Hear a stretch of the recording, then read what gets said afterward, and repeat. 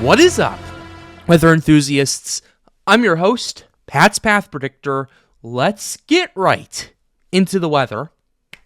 Alright, so here's the situation we have for you, ladies and gentlemen. We have two big situations that are going to be happening this week. We have our first situation happening in the Gulf of Mexico starting tonight into tomorrow, and then we have a low-pressure system that is expected to organize and develop and possibly impact Florida and Georgia, as well as areas inland. So we're going to have to pay very close attention to all of that as we continue to look at all the information we have for you today on both those storms and kind of give you my thoughts and my opinions about what's going to happen with both of them. So with that being said, let's go ahead and jump right into this. So let's go ahead and start with the NHC. We have two big updates for you right here. First of all, they tagged this area of interest last night at 8 p.m., and they have really ramped up the probabilities of this thing organizing and developing in the Gulf of Mexico, particularly in the Bay of Campeche, as some people in the comments have been telling me to pronounce it that way. So that's what we have going on right here. Let's go ahead and start over here, starting with Disturbance 1. This has not been tagged as an invest yet. I do think it will be tagged later tonight or early tomorrow as it continues to move into warm waters. A large area of disturbed weather is located over Central America, the Yucatan, and adjacent waters of the northwestern Caribbean Sea. A broad area of low pressure is forecasted to form from the system. I'm having a little trouble reading this. Over the southwestern Gulf of Mexico on Monday and Tuesday. Environmental conditions appear conducive for subsequent gradual development of this low, and a tropical depression or tropical storm could form by midweek while the system moves slowly westward or west-northwestward. That's wording right there is pretty interesting. You don't often hear this with a 70% probability in the next 7 days, 30% probability in the next 48 hours. You don't see this wording that says a tropical depression or tropical storm could form by midweek. That's telling you the NHC is really ramping this up. They're telling you, hey, we're watching this very closely. We got to pay very close attention to this right here. Regardless of development, several days of heavy rainfall are expected across portions of southern Mexico and Central America, as well as heavy rainfall flooding expected to spread over portions of the Gulf of Mexico in the middle of the week. Gale warnings have been issued for the Gulf of Mexico, and there's more information in the NWS, which we will not be going over in this video. But 30% chance of formation in the next 48 hours. It was at 0 last time we talked to you about this here on the Pat's Path Predictor channel. Formation chance is now at 70% within the next 7 days, which was at 50 last time we talked to you about this on the Pat's Path Predictor channel. So that's the first area of interest we are paying attention to, and this is the bigger threat out of the two right here as of right now, so we'll have to pay attention to it. But here's this area of interest right over here. 30% chance of formation in the next 7 days. We didn't even have this area of interest tagged last time we talked to you about this, but here's the situation. A trough of an area of low pressure is forecasted to form by midweek a few hundred miles northeast of the central Bahamas. Environmental conditions could be conducive for some development, and thereafter, while it moves westward or west-northwestward, 30% chance of formation in the next 7 days. So, ladies and gentlemen, we are looking at a very serious situation right here for both for parts of Mexico, especially in Texas over here, as well as Florida, Georgia, maybe even to the Carolinas if it moves further up north. So now let's go ahead and ask ourselves, Patrick, you're talking about all this stuff from the NHC, but we're not interested in that. We want to know what the conditions are looking like for organization and development, and how strong could both of these systems be. We get that the NHC is worried about this, but what's your take on it? Well, for my take on it, we need to look at the global sea temperatures first of all, because here's the situation we are dealing with right here. For the system in the Bay of Campeche over here, we have a situation where we have very warm waters. Like, these are waters that you would expect in late July or early August. And it is currently June 16th. And we are seeing 30-plus degrees Celsius waters across much of the southwestern Gulf of Mexico. And that is really going to be very concerning taking a look at it, as well as a few of the other factors that we will show you in just a second. But 30 degrees Celsius or 86 degrees Fahrenheit for those of you who live in the United States is a very large number to be worried about, because your magic for a hurricane is around 80 degrees, although it can happen in cooler waters, down to about 77 or so. I've seen that happen before. But yeah, this is really warm water that we are dealing with right here. A lot of it too, because this isn't just isolated in one area. It's across much of the southwestern Gulf of Mexico, and where the system is expected to be moving through, yeah, it's going to be moving through all this untapped water that we have been paying attention to. So yeah, this is not the most optimal situation we are dealing with right here when it comes to the global sea temperatures. What's even less optimal is the ocean heat content. OHC across a lot of these areas is close to 100, which for at this time of year for the Gulf of Mexico is really bad, and it's a lot of it. Essentially how this is calculated is essentially how warm is the sea surface temperatures and how deep does it go down. So this is indicating to me that these waters are going down relatively deep, and this is something that we need to pay very close attention to, because depending on how deep these waters get, these warm waters get, will depend on how much fuel this tropical cyclone will have as it enters the Gulf of Mexico, the Bay of Campeche, and everything like that. And it'll depend on if this thing will organize slowly or if this thing will rapidly organize, as I have been kind of concerned that this thing might do, because the conditions are there for possible organization right here. Now we're going to go ahead and show you the wind shear, because wind shear has been pretty interesting to take a look at these last few days. Where the system is at right now, where the system is organizing, there's very low wind shear surrounding it, and I expect that wind shear to migrate into the Bay of Campeche as well as the Gulf of Mexico. And you're going to see this low wind shear right here kind of migrate into the Gulf of Mexico a little bit as well, to help it organize and develop and potentially strengthen into something more than a tropical storm, but we'll get to that in just a second. But yeah, right now we're looking at 25 to 30 knots of wind shear in the Bay of Campeche. This whole increase of wind shear was expected, and it is very temporary. It's going to probably be out of there in the next day or so as we start to see organization of this tropical cyclone.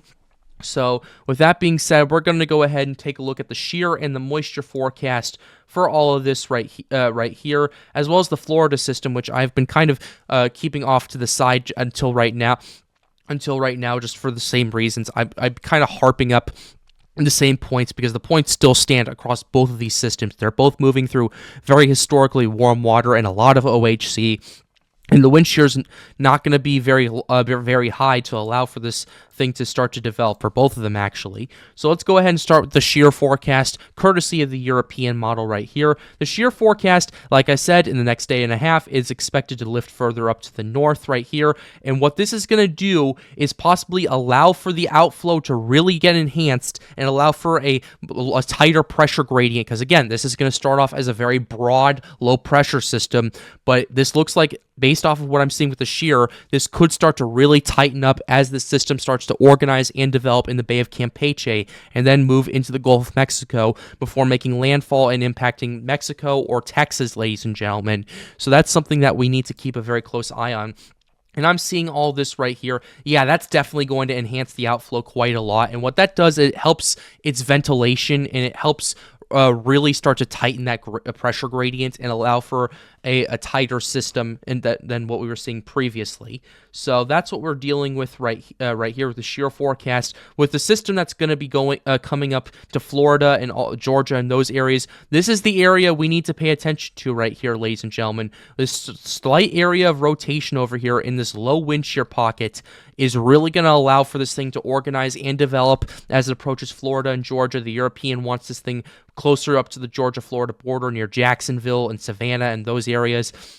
But that's about it for right now. Definitely something to pay very close attention to. But this system, pretty much throughout the whole time, because the orientation of this wind shear, is going to have some pretty decent ventilation as this thing possibly makes landfall in northeast Mexico or even South Texas, as some models have started to show. So we're going to have to pay very close attention to that. Now we're going to go ahead and show you the moisture component to all this. You're going to see a massive infusion of moisture in the next 24 hours across much of the Gulf of Mexico and across much of the Bay of Campeche over here. This is because what you're going to see is a lot of this activity right here that you're seeing on the satellite really ramp up. You're already starting to see some convection firing up in the northern Gulf of Mexico, as well as parts of the southern Gulf over here. And that's allowing for a more moist atmosphere across much of the Gulf of Mexico, and that's why we're seeing such a high probability from the NHC for this thing to organize and develop. So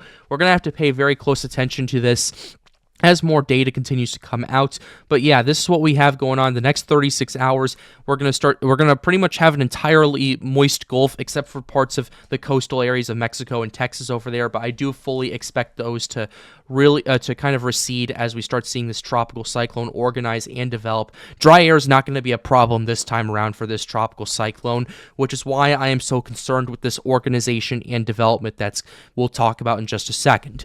But here's what we have, at least with what we're looking at for the Florida system. Yeah, we're going to have a pocket of low wind shear organize and develop over here as the situation continues to develop right here. We're going to have a pocket of very moist air right there that's going to be pretty undisturbed as it moves across Georgia, the Carolinas, Florida, those areas right there. And the dry air is really not going to have much of an impact for either of these systems, to be quite frank with you guys right here.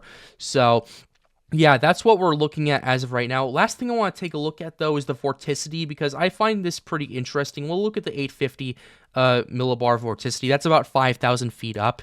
What we're seeing, like I said before, is a very broad low-pressure system right here previously, but based off of some of the conditions I've looked at and some of the computer models that I've been paying attention to, it looks like it could tighten up quite a bit before it makes landfall in Mexico or Texas. The GFS especially really wants this thing to tighten up, especially. And same thing over here. We're seeing a much tighter pressure vorticity gradient over here at the 850 height level right here. I want to check 700 because I want to just pay attention. I want to kind of compare real quickly. Yeah, it looks like it's corroborating quite a bit. Similar setup to what we were seeing before with the European.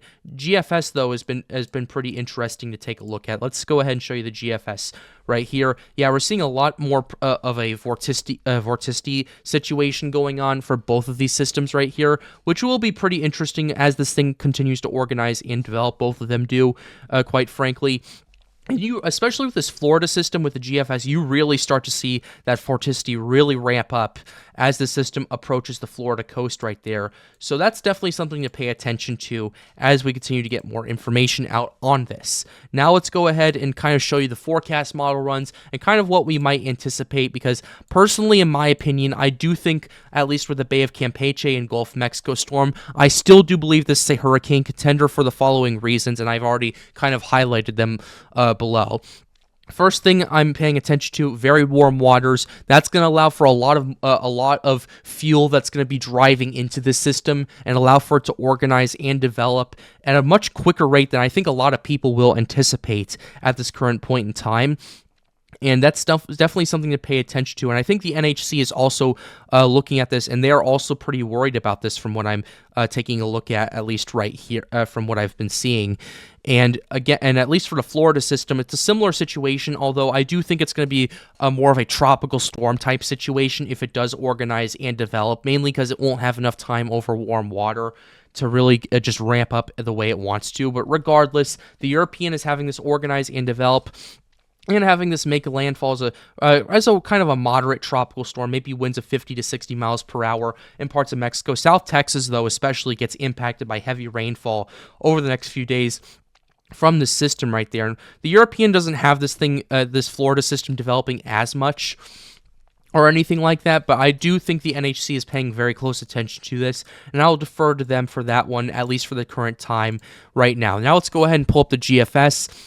Similar situation. GFS wants this thing around strong tropical storm strength, maybe 60, 65 miles per hour, as this thing makes landfall near the Mexico-Texas border right there, and it brings really heavy rainfall to a lot of Texas right here around the south of Houston, San Antonio, Brownsville, Corpus Christi, Austin, those areas right there. So yeah, you're going to want to pay very close attention to this. And the GFS also wants this thing to really organize and develop as this thing approaches the space coast of Florida right there, makes landfall, moves through, and then makes landfall once again in Alabama before exiting out and dissipating over Mississippi over there. So definitely something to pay very close attention to right there for these systems. So let's go ahead and move on to the CMC right here. CMC has been kind of the outlier for this, mainly because it wants this thing to make landfall north of the U.S.-Mexico border, and it's had this historically at a lower pressure than I think a lot of the computer models have had. Still has a relatively broad situation right there, but personally, I think this is going to do something that nobody will expect, and the NHC is picking up on this and saying, hey, the conditions are looking really good for some possible development. I will say it's going to depend on how quickly this thing organizes and develops. If this thing really ramps up and tightens faster than a lot of people think it will, then we might have a really good situation, well, not a good situation, at least good for the tropical cyclone, but a really bad situation unfolding, especially for the month of June, which you don't typically see these strong tropical cyclones this far into the north. Typically, you see them in the main development region, impacting the Lesser Antilles, but not in the Gulf of Mexico, at least in recent years that I've been doing this. So that's what I'm paying attention to right there. That's the CMC. CMC doesn't have this Florida system impacting it as much right here or anything like that. In fact, I don't think really we have much of a signal down there. So it's a bit of a hit or miss with these models, but the NHC is definitely highlighting it real quickly and everything like that. Next model we're showing you is the NavGem. NavGem wants this thing as a strong tropical storm making landfall south of the U.S.-Mexico border. It definitely has this thing tightening up quite a bit right here before making landfall. South Texas, though, the main highlight is South Texas and Mexico are going to get a lot of heavy rainfall, possible flash flooding. I know you guys down there need the rain, but we need to pay very close attention, take this very seriously. So, yeah, 997 millibars right there, right before landfall. This looks like it's going to strengthen up a little bit more. So, yeah, we'll have to pay close attention to this. And then you have this system that's going to be over Florida. The NavGem doesn't really have this thing over Florida. The NHC does. I think it's kind of interesting how this is going to play out. And the NavGem also wants another tropical cyclone to organize and develop in the Gulf again. It's 180 hours out. Take it with a grain of salt. I'll keep you updated on it. Last model we're checking for you guys is the Icon right here. Icon has been pretty iconic once again because the Icon wants this thing to make landfall in South Texas and bring a lot of heavy rainfall to the Houston area, which is pretty interesting. It has it making landfall as a moderate tropical storm, winds of maybe 50 to 60 miles per hour, and then it kind of exits and just kind of dissipates and just kind of stays around Texas and really doesn't have that many impacts in Mexico. It's just mainly Texas. Icon is one of the northern systems that has it right there. As for the Florida system, however, the Icon wants this thing to really ramp up and everything like that. So we'll have to pay very close attention to that as time continues to progress. So yeah, things are going to get pretty interesting over this week, and I will keep you updated on all the things that are going to be happening, and we will continue to update you on everything that is unfolding in the Pat's Path Predictor channel. Be sure to leave a like and subscribe to the channel if you are new. It helps us out, helps us make more videos like these. The goal of this channel, as always, is to get more people engaged with weather. And if you want to come help us out at Storms United, or you just want to ask us some questions, or see the behind the scenes of the thinking behind these videos, be sure to join the Storms United Discord server. Link to that is right over there. And with that being said, have a wonderful day, guys. Stay safe.